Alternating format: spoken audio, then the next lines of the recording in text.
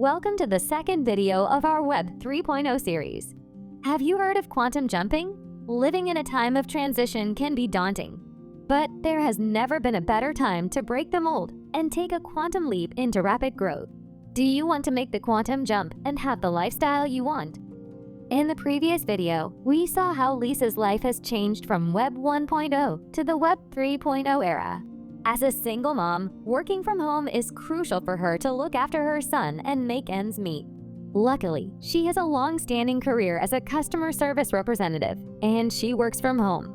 But lately, she has been feeling very anxious about the rise of AI chatbots and office automation. After learning about Web 3.0, she realized that there might be an opportunity here. And she is very curious about what Web 3.0 really is. Are you with Lisa? Let's have a look.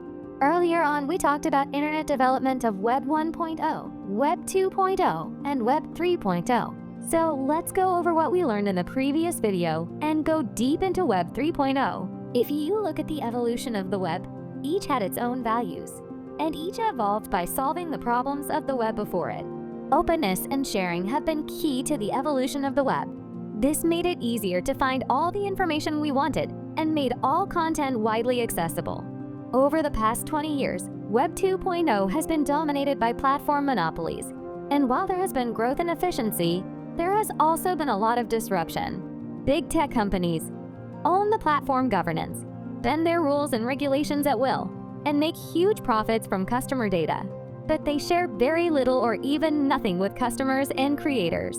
Web 2.0 was true to the values of disclosure and openness, but it was centralized. The big tech companies want to keep it that way because decentralization means for them to share the authority to control and also the profit. So the key message Lisa gets here is Web 1.0 and Web 2.0 stand for openness, sharing, and making public of all data. But only with Web 3.0 do we also get fairness and distribution of assets. We can conclude Web 3.0 is the alternative to platform monopolies. Here, Lisa becomes very curious what Web 3.0 really is. Are you as well? Here we go. Before we're really talking about Web 3.0, first, we need to understand blockchain technology. Web 3.0 is said to be a value philosophy that seeks to solve this problem by moving away from centralization and become decentralized. Blockchain is the key technology that makes this possible. As a very easy example, blockchain is just like electricity, which powers everything from your lights to your gadgets. Blockchain powers Web 3.0 by providing the infrastructure that enables decentralized applications and smart contracts to function securely and transparently. It's the invisible force behind the scenes that makes the whole system possible. Oh, blockchain works like infrastructure and powers Web 3.0. Yes. Let's talk about blockchain a bit more. Blockchain is a decentralized and distributed digital ledger technology that records transactions across multiple computers so that the recorded data cannot be altered retroactively without altering all subsequent blocks and gaining the consensus of the network. But blockchain alone is only a back-end technology. It needs a purpose and a use to be activated, and it can't evolve in isolation. In this sense, Web 3.0 and blockchain are a perfect match. Now, let's talk about Web 3.0. Web 3.0 aims for two main values, fairness and distribution. As we have grown our consciousness of Web 2.0 shortcomings and problems, we want to make it better. So let's look at these values and how they can be realized. First, let's look at fairness. Fairness requires contracts and consensus. This is because it requires trust, which can be achieved through smart contracts implemented with blockchain technology. Smart contracts store a distributed ledger on multiple computers to prevent theft and tampering, and contract violations are resolved through a DAO, consensus voting system. This is the genesis of a new economy of participation and contribution.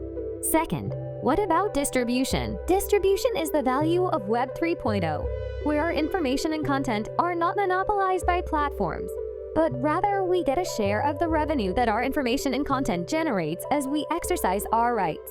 There will be many transactions that will take place, such as the money that I get for allowing a company to view my information and get a share of the revenue generated, or the money that I get for selling or lending my content. Enabling this is called tokenization technology. NFTs and tokens are examples of this. Taken together, if we understand blockchain and tokenization technology, we can exercise our rights and receive the revenue share that will be given to us in the coming Web 3.0. Web 3.0 with blockchain will open up a new era where individuals and small businesses will be able to connect with each other to create economic activities. It's time for small dots to have significant powers. Now in Lisa's heart grows something like hope and joy. Web 3.0 will empower individuals. What a great news! She wants to learn more about technologies to seize new opportunities in the new, fairer, and better world. So let's summarize what Lisa and we learned today. 1. Blockchain is the technology that enables the Web 3.0. 2. Web 3.0's value philosophy of fairness can be realized through smart contracts based on the blockchain. 3. Web 3.0's value philosophy of distribution can be implemented through tokenization. Wow, it's great! Lisa is now one step closer to mastering digital technology and becoming empowered in her tech journey. Follow along with Lisa, and you'll gain the same knowledge she does. Stay tuned and keep learning. Thank you for watching this video, and in the next video in our final part of the series on Web 3.0, we will cover the new economy that's coming.